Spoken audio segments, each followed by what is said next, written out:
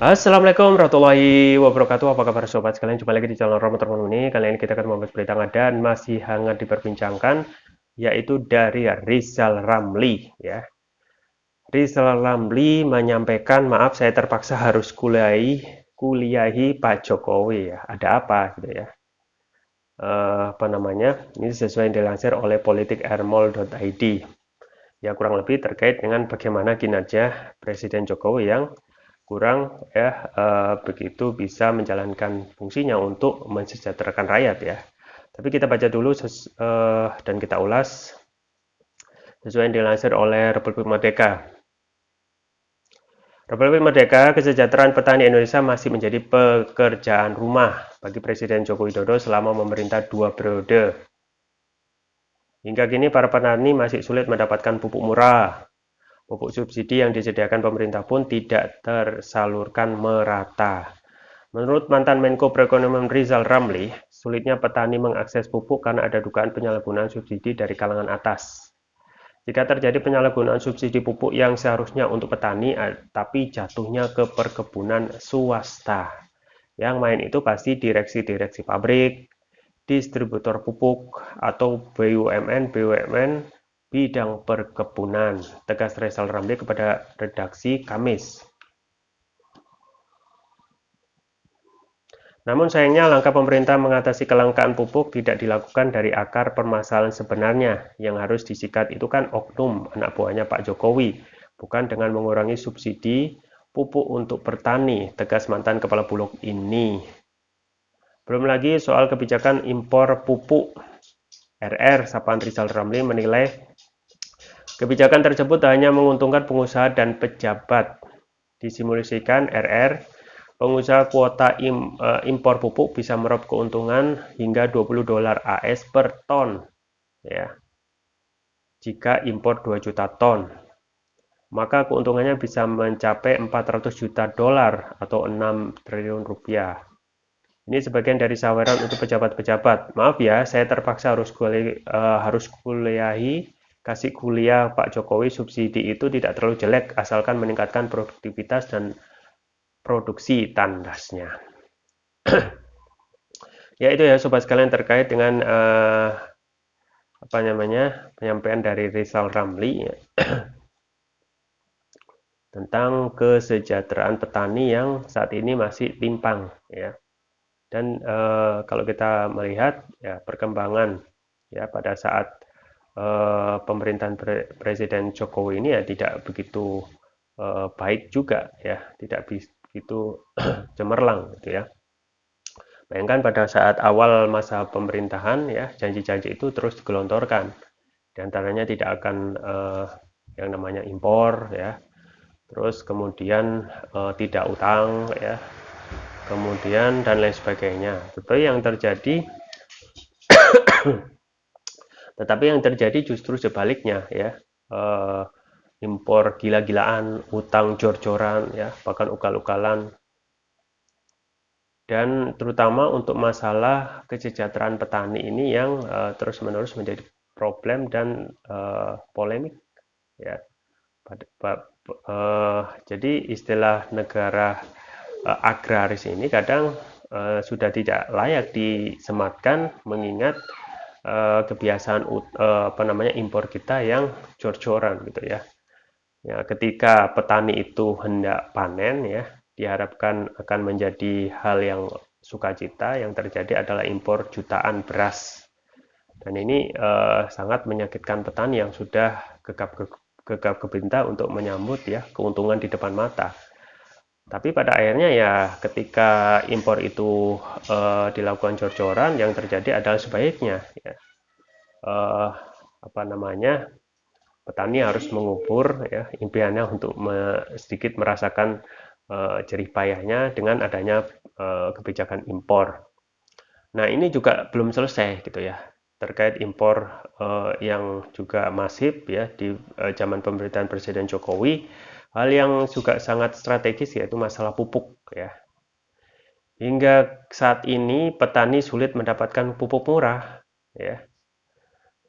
Mendapatkan saja murah apalagi pendistribusiannya gitu ya. Apalagi kalau kita melihat para pemain mafia ya di industri pertanian itu luar biasa besar gitu ya untuk meraih rente. Di antaranya orang yang dekat dengan kekuasaan yang mempunyai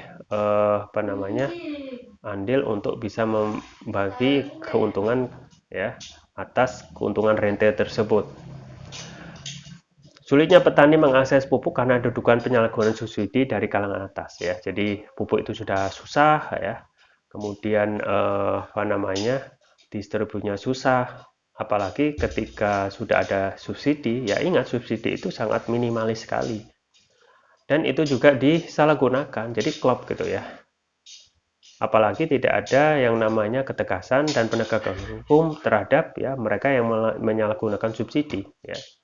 Misalnya subsidi yang heboh pada saat korupsi BLT ya, bansos itu luar biasa pada saat kondisi masyarakat sedang susah. Yang terjadi ya para pejabat pesta pora dengan bancakan. Dan kalau kita melihat ya refresh pada saat pandemi dahulu ya kekayaan pejabat pada saat kondisi ekonomi sedang susah itu justru berlipat-lipat ya. Itu bisa dilihat dari LHKPN yang bisa dibaca oleh publik ya. Misalnya apalagi ada pejabat yang barusan menjabat tetapi jumlah kekayaannya itu berlipat-lipat ganda pada saat kondisi pandemi ya, pada saat kondisi susah. Jadi memang kita masih bermasalah dengan masalah etika publik ya, dan juga kebiasaan untuk membangun good governance dan clean government gitu ya. Dan ini sesuai dengan slogan gitu ya. Ikan busuk itu berasal dari kepala ya. Jadi kalaupun ada yang nggak kena ya, nggak benar dari di bawah-bawahnya ya, pasti kepalanya itu yang harus juga diperiksa ya. Kepalanya kepala juga patut diduga bermain di situ gitu ya. Nah, subsidi pupuk ini penting ya dan sangat dibutuhkan oleh petani ya. Tetapi yang terjadi pupuk tidak terdistribusi dengan baik kepada rakyat, tetapi ya jatuhnya ke perkebunan swasta. Nah, ini sangat miris gitu ya. Para pejabat-pejabat dan juga para pemain ini ya mbok yo sadar gitu ya. Bahwasanya kita itu ya tujuannya itu untuk apa ya?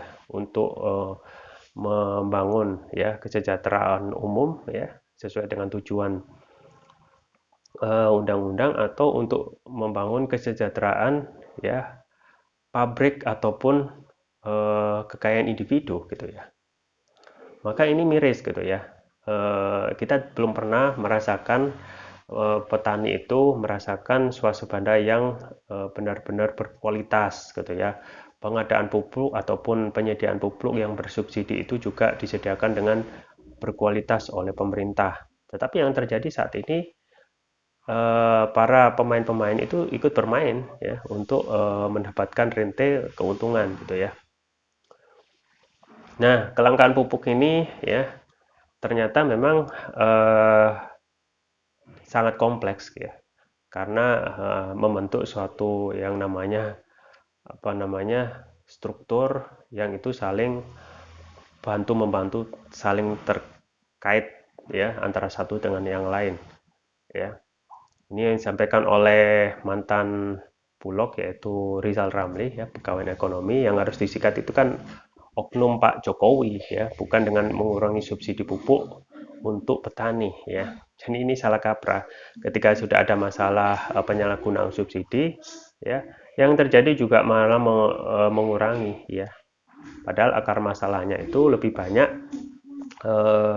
yang disampaikan oleh Rizal Ramli adalah permasalahan dari ya para pejabat yang mengemplang ya untuk mendapatkan keuntungan dari subsidi pupuk itu ya.